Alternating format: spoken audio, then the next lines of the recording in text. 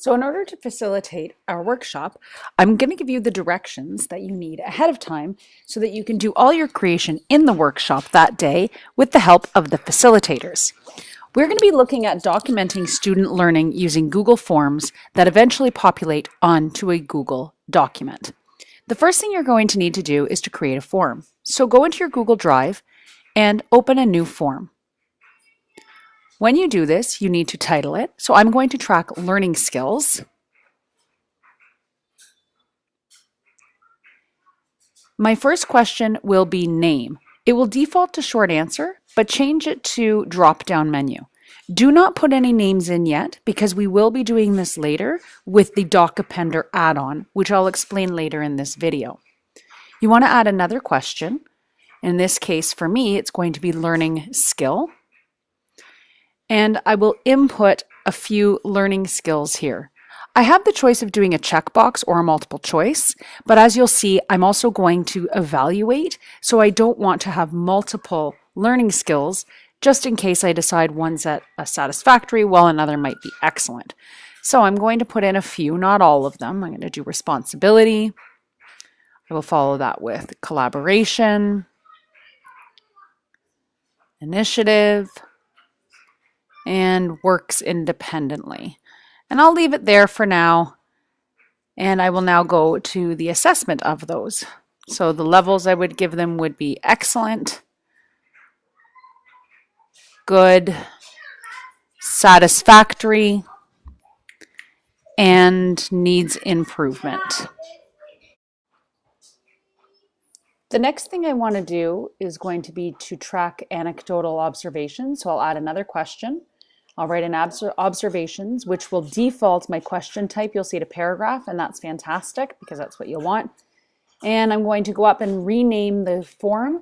When I click in that box, automatically it will rename it what I've named the actual title, and that's okay. I'm going to close this out and go back to my drive.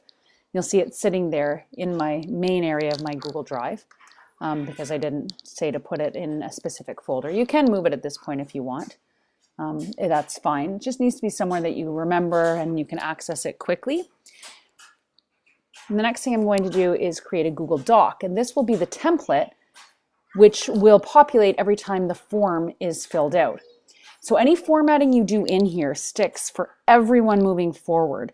So if you create a template here that's not formatted, once you run the Autocrat, you can't change it. So make sure your formatting is done consistently here how you want it, otherwise it's going to create a lot of problems. Go to the top, name it something that you're going to be able to find. In my case, I'm going to call it template for observations, or maybe just template dash observations. And then in the body of this doc, I am going to create name, or maybe just I'm going to do name and then dash observations. So it will end up being the student's name and the observations I make of them. But to do this, I need those little Pac-Man brackets. So I'm going to put double Pac-Man brackets around, because then the Autocrat will realize it's a field I want populated. And again, I'm going to make this very big so I know it's a title. That might be a little bit too big. Let's make that a little bit smaller. And I'm going to make sure the rest of my document is formatted how I want. Let's change the font. And then from there, I'll make it a tiny bit bigger. Okay, now I can close that because I'm done, and you can see my template is there in the main part of my drive. My third step is going to be to create a Google Sheet with the names of the students that I want to observe. So to do this, I'm going to go and, in my case, open a class list I already have in the Google Drive. So you can see that first column, column A, is populated with all the names of my students. I'm going to add a fake name though, and I do this and I advise others to do this so that if you want to run sort of a test, you're not interfering with the data you create for your students. This is just a fake student, so you can use them as a tester, and I call them fakey fake. So I enter fakey fake on here, and I can close this off, and lo and behold, my class list is here in my drive. The fourth step that I'm going to do is to create a folder in my Google Drive wherein the individual documents will be created and stored. So I go to new folder, and I'm going to call it, in my case, observations. I click create, And there it is. Now I am going to actually color code mine yellow. I like to color code folders so that they pop out easily at me.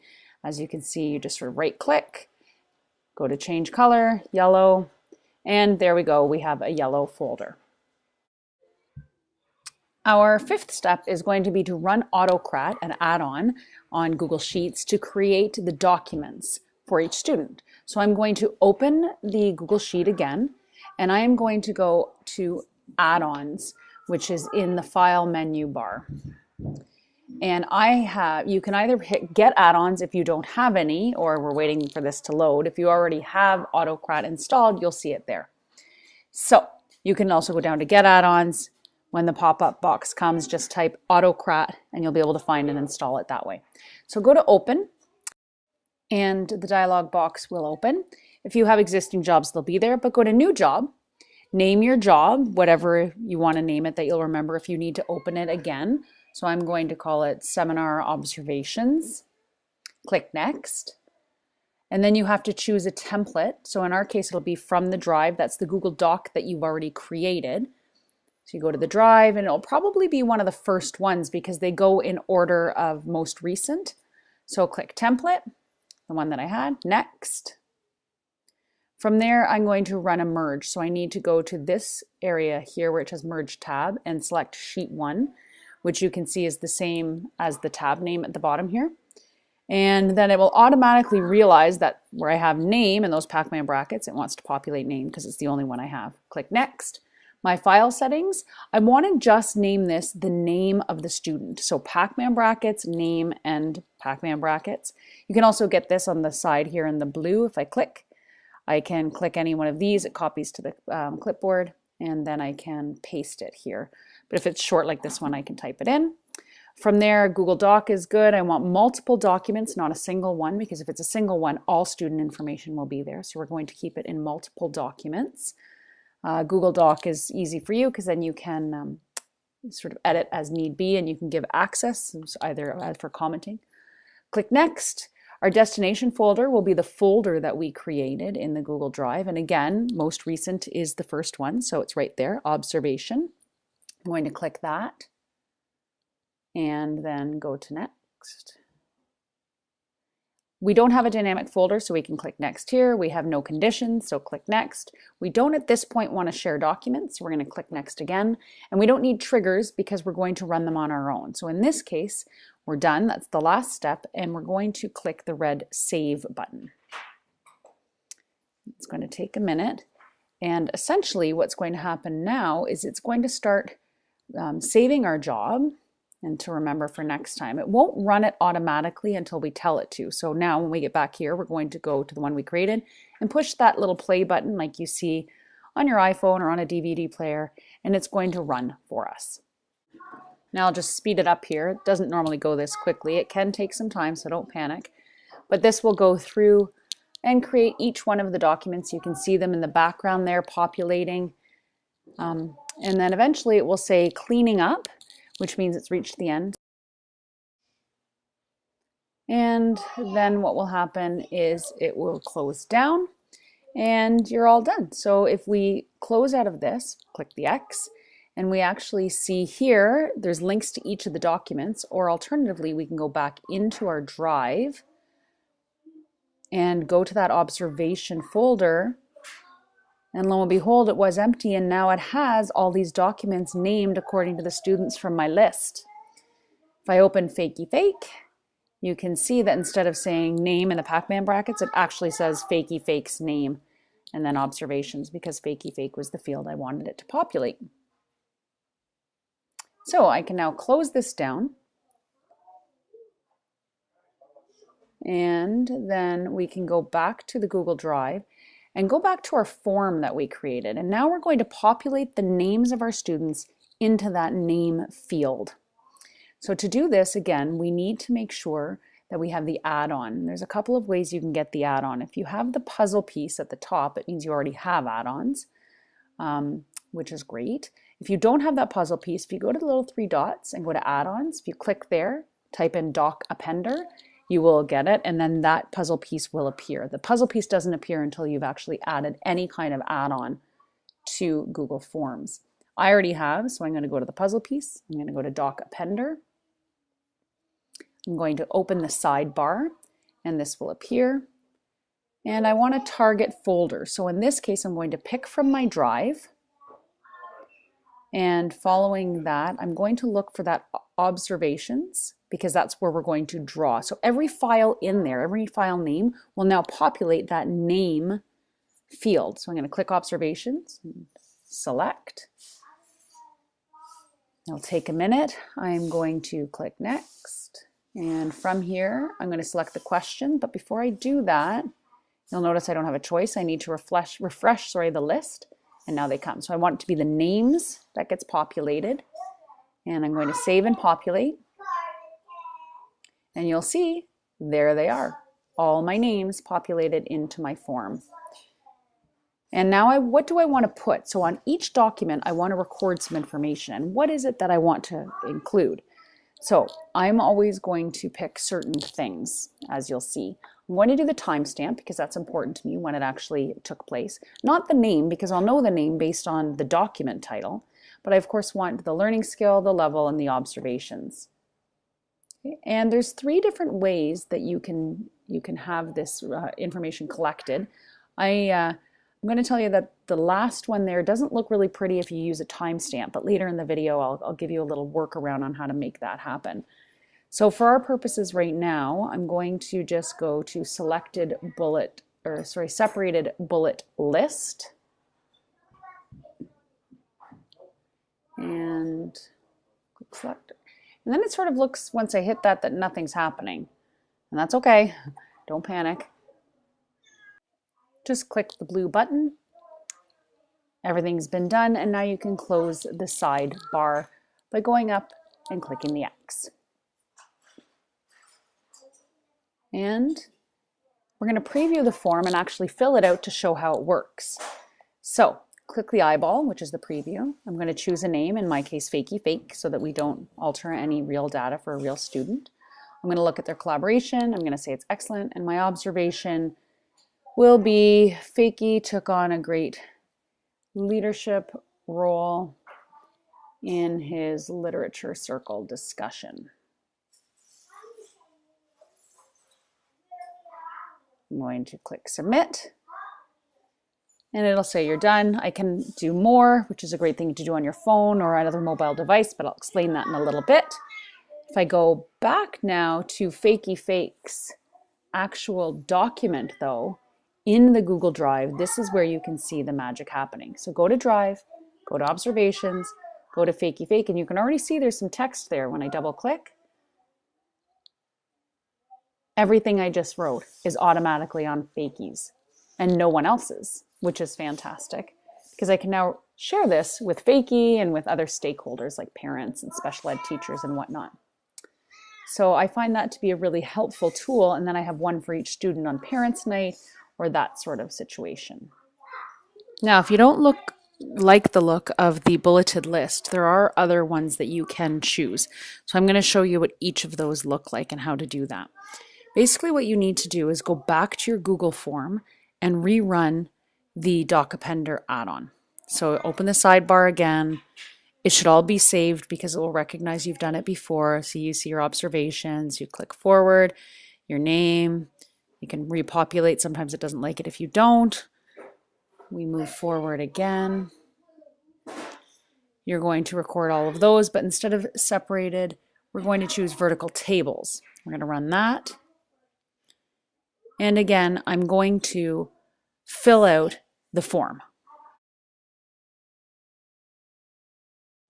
So now you can see, going back to the doc, that it looks like this. It's a nice little table organized. So that looks great. So let's look at the third option, and this is the one I like the most, but actually poses the most problems because for some reason it doesn't align with the timestamp. Run Autocrat again and fill in the form for a third time. You'll receive the thanks for filling it out. And what you'll see now is this beautiful, beautiful table that you could copy in to a Google Sheet or an Excel spreadsheet, but it's the timestamp not found. For some reason, it doesn't work. But there is a little bit of a workaround. And the workaround is to go back into your Google form and take out, or sorry, add a question in about date or time. So let's do that. Let's go back to the form, and I want the one that I can actually edit. And after name, I'm going to add, so sorry, that put in the wrong spot, I'll drag it up. After name, I'm going to add in something about time. And in our drop-down menu here, we have options for time and date. Actually, you know what? I'm going to do date instead because the time of day doesn't necessarily matter. You could do time and date both, but certainly I'm just going to add one in for now. So date, and I'm going to make the name a required question. I should have done that earlier. My apologies. And I'm going to run DocAppender one more time. I'm going to open the sidebar. I'm going to go through and make sure that everything is here. And I'm going to make sure it's that last option because that's the one I really want to make sure it's running. The rows in a single horizontal table. I also need to make sure date is selected because otherwise it won't pick up the date, so there's no point in answering that question. So those two things need to be added if you add a question in afterwards. So again, I'm going to go through this. I'm going to choose everything. I'll speed it up here for us. And if we go back to that original, you'll see now the time is there. And it fell underneath the timestamp only because I added a question and I took out collect timestamp and I added that. But if you set it up initially, if you want it to look like this, you could have a date, your next column could be time, and then everything else that follows. And that's a really good workaround to have that nice table that you could put somewhere else. So now we're going to look at how this can be used on a mobile device, which actually makes our life really easy. So what you want to do is go back into your form and click send. And in the field, you can type your name. Now you want to make sure it's an email address that you can access from the mobile device. So if you're using your cell phone and you don't forward your Wire DSB account to your cell phone, don't choose that one. So in this case, I'm going to choose my Rogers account, which is my personal account. I'm going to put a subject and I'm going to click send. Now it's saying, are you sure you want to send it to someone outside the domain? And you say yes or no. In my case, I always like to make them okay to be outside the domain. Doesn't matter then which account you're on your phone. So you can see that's where you would go to the settings and restrict to York region. If you have that clicked, only Wire DSB people can do that. So again, I'm going to click my name. I'm going to call it form and I'm going to send it. And looking at my cell phone, you'll see it's there. I can click fill out the form, and that will actually open the form on my cell phone as a website in whatever your default is. In my case, it's Safari because I'm on an iPhone. But what's really cool about this is down here at the bottom, you'll see this little square with an arrow pointing out of it. If I click it, I'm given options. And if you've never noticed this before, there's one here called Add to Home Screen. And by clicking it, it actually creates an icon that will be saved on your home screen. You can name it whatever you want. And so every time now I click that icon, guess where it's going to take me? Right to my Google form. So if I have it on an iPad or if I have it on my cell phone, I don't need to pull my computer around my classroom. I can fill this in the exact same way I was filling in before. So I enter a date and the learning skills and any observation that I might see. So in this case, I'm going to type, it was a lab period. And when I send it, I can very easily flip back now to my original document for Fakey Fake, and it's all in there as well. So from my cell phone, I can actually add this information. I find that really helpful for mobility in a classroom. Another interesting trick is actually using the voice recorder or Siri, in the case of an iPhone, when you're filling these out. So again, I'm completing a new form on my cell phone. I'm going to enter the skill observed and the level, and I'm actually going to dictate here. I'm going to say into Siri by clicking the microphone beside the space bar, any observations that I might see. Fake came into class during lunch for some one-on-one help with his homework to prepare for next week's test. And I finish doing that, I have to go in and actually do a little bit of editing because Siri doesn't always pick up the punctuation or whatnot. I hit submit, and if I toggle back, sure enough, everything that I dictated is there on the document that I created. And that's it.